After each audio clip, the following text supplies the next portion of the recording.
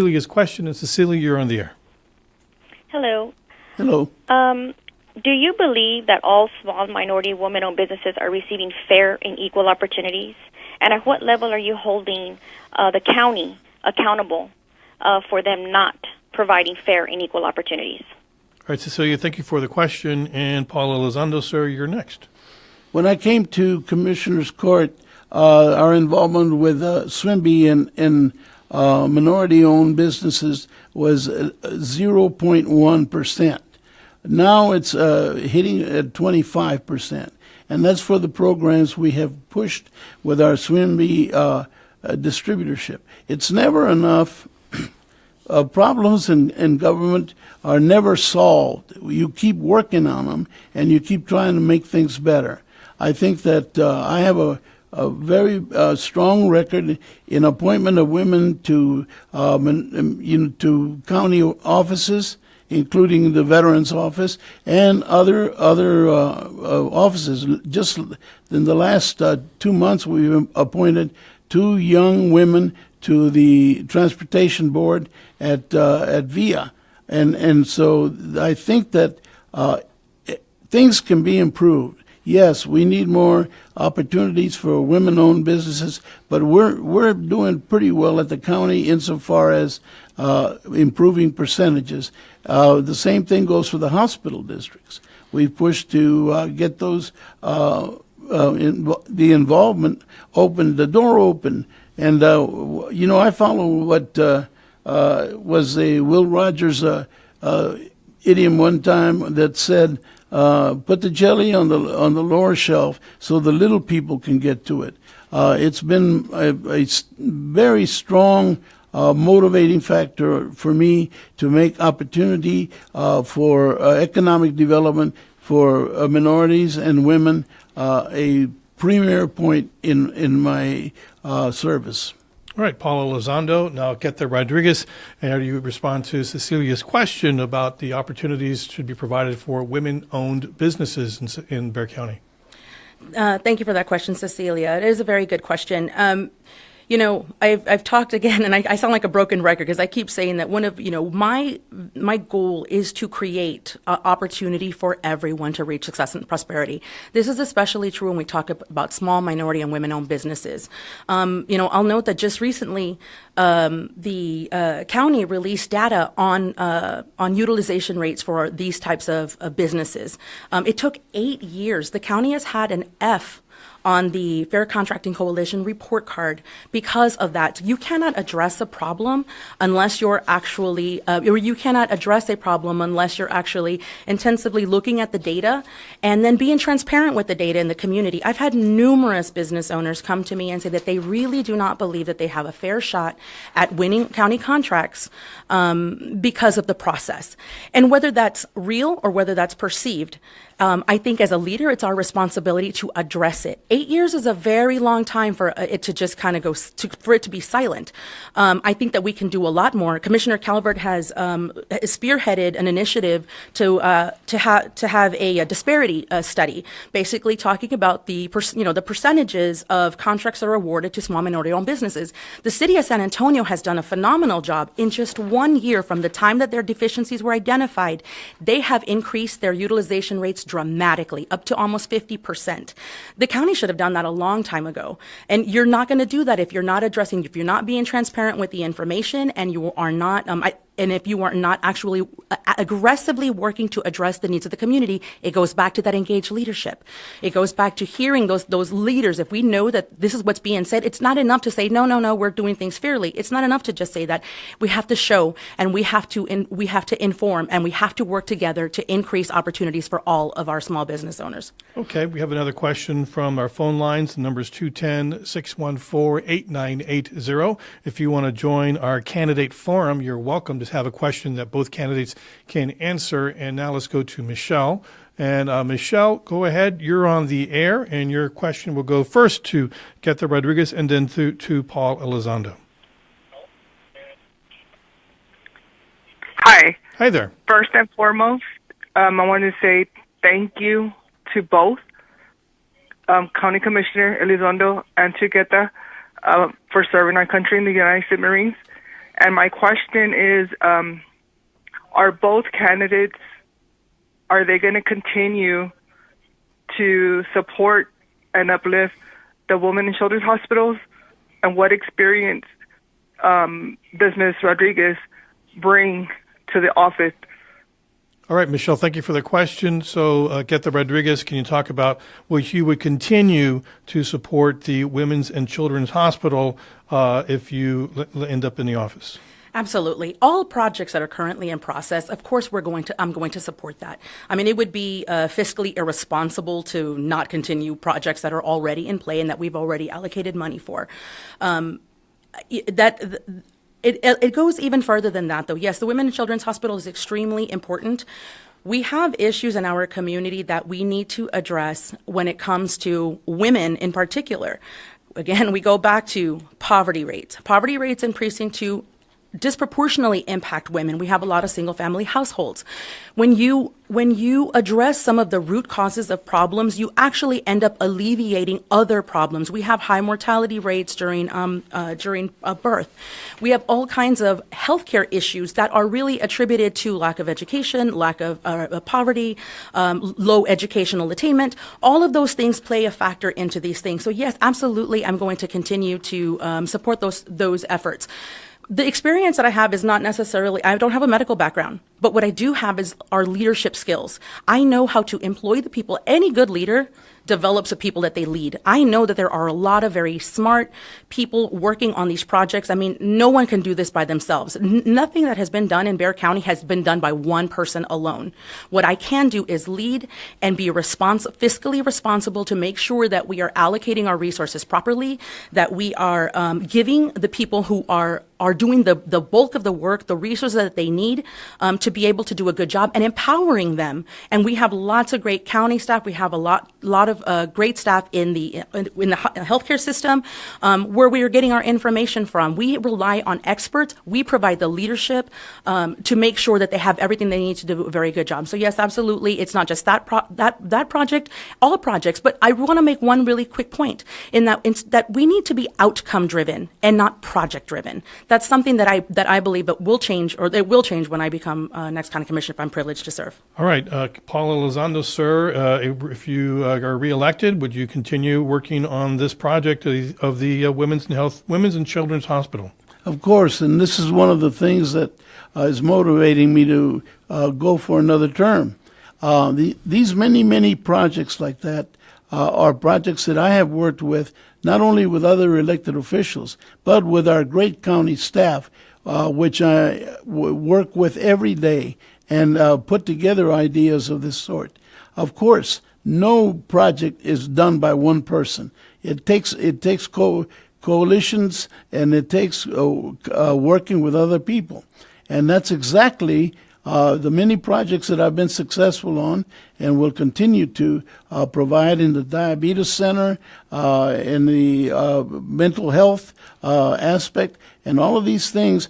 I hold my record in medical services and accessibility to health care up to anyone. That is nothing and that was innovative thinking. I would be very thankful for the listing of the things that are needed and that we have been doing. Much of what we hear about from candidates is always about how things should be. That's good. We all know that. But what I've got is a proven record, and the reason I'm asking for re-election is because I know how to do that. I've done it, and I've worked with other groups. I've worked with the citizens, and this engaged involvement is something that has been occurring all along. It's not anything innovative or new. This is something that people can accomplish only together.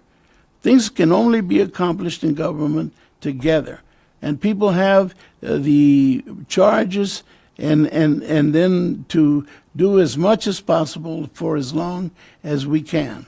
All right, we're going to take another final break, and then we'll come back with more questions from callers. If you have a question, the number is 210-614-8980. We have Queta Rodriguez and Paul Elizondo here in the studio, the two candidates in the runoff for the Democratic nomination for Bexar County Commissioner Precinct 2. We'll be right back.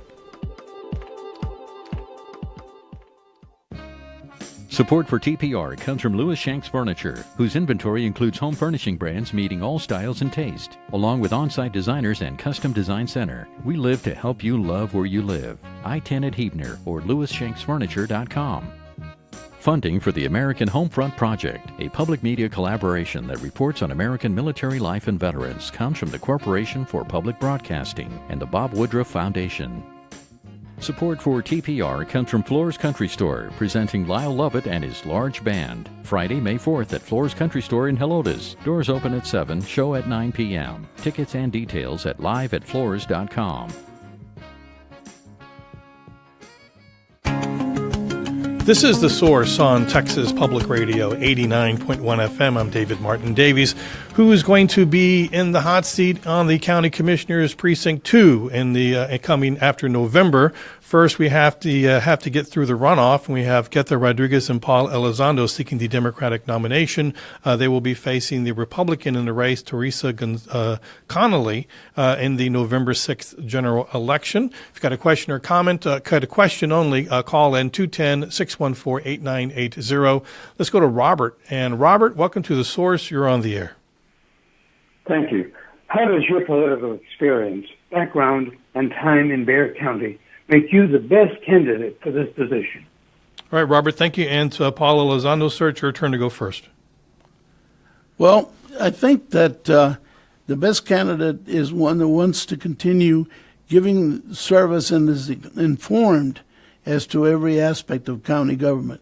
I've been through about 7 DAs, about 6 county judges, about maybe 8 other county commissioners in the county. In dealing with all of these other elected officials, haven't established the contexts that are necessary within the intricate thing which is called county government, I think has equipped me to be able to see this next 4 years through. We have a lot of things facing us. We have the redistricting that's coming up. I've redistricted the county 3 times in the past, and after the census, that will be one important thing that needs to be done. But there are other, besides projects that we have been working on for years, there are other things that need to be done in the county and to be established and put in place. We talked about the Children's Hospital. We didn't talk about the restoration of the Alameda Theater, in which Texas Public Radio now will be a component. There's the raising of the minimum wage of the county employees to $15 an hour. The reformation of the jail magistration system when people are coming in, and to complete and the establishment of the downtown behavioral treatment center for the Center for Healthcare Services. Those are just a few of the things that we need to do. We need to evaluate and purchase $14 million probably of voting machines. All right, so we're these things we're out of time. We're out of time on that. Thank you. Let's go to Queta Rodriguez and talk about your experience or the value of having that experience. Experience is obviously very important. When you have someone who's been sitting in the same position for 30 years, clearly they've got more experience being a commissioner. But everybody who ever ran for public office started somewhere. I know the Senator Leticia Vandepute, the commissioner likes to mention her a lot. She had a pharmacy background when she went to the state legislature. The beauty of our democracy is it allows anybody to serve their community if they are elected. I have 25 years of leadership experience. I am very familiar with the challenges that the people of Precinct 2 face, not just in my community, but as I've gone out into further areas, all the way out to, to the county line. I've talked to people in Helotes. I've talked to people in Shira Hills and in Delview, and many of these people are facing the same challenges that they have for decades, or in some cases, new challenges that were created by people leaving the core of the city. So those things are very important. I'll note that our newest county commissioner, Commissioner Calvert, in his very first term, he was the first commissioner to address an affordable housing crisis that we are in. When you have commissioners, or when you've got a court that has been there for a long period of time, that is a very good example of what new ideas, new perspective, and new leadership can bring to the table. The same thing with the mayor. The mayor is using a new approach to this, equity lens. We are facing some of the most significant challenges because in many ways we have been reactive instead of proactive, and that's what makes me the better candidate in this race for County Commissioner Precinct 2. I have the experience of growing up in the community, but I also bring a very worldly view. I've traveled around the world. I've seen what a really great transportation system looks like. We've been talking about that for decades. We can say that we've created this hospital system, but yet we still lead the top 4 zip codes in Precinct 2 lead the city in amputations due to diabetes. We need to be outcome driven. And so it's that new perspective. Okay, I've got to give you a minute each for this next question in order to have time for closing statements still around. So go to you first, Queta Rodriguez. Recently, the question of access to guns has become a hot-button question in America. We saw students walk out of high schools all across America this past week. And so it's come up before, but I don't think anything has ever happened to this. The question of stopping gun shows from being held on county property like the Freeman Coliseum. So what should be done? Should gun shows be allowed to be continued at the county property? I'll start off by saying I support the Second Amendment. I believe that we have some fundamental rights that are guaranteed by our Constitution. However, as citizens, as leaders, it is our responsibility to have safe, responsible gun control legislation. Now, I know that's obviously not something that the county does. It's something that the federal government does. I believe that we should work together with our community leaders. I participated in the March for Our Lives with students across the city. So I believe in gun control. When it comes to county facilities, I think that we need to, as leaders, again, we need to make sure that we are doing everything possible to restrict access. There's the gun show loophole. If we can put into place parameters that will restrict certain times. Sorry, and I just had a minute. Yeah. I believe that we as leaders have a responsibility to address this in a manner that is going to keep our public safe. So we're out of time. So is that a yes or a no? I believe that yes, we should have some sort of restrictions on gun shows that allow on county property. On county property. Okay, yes, now Paul Elizondo, sir.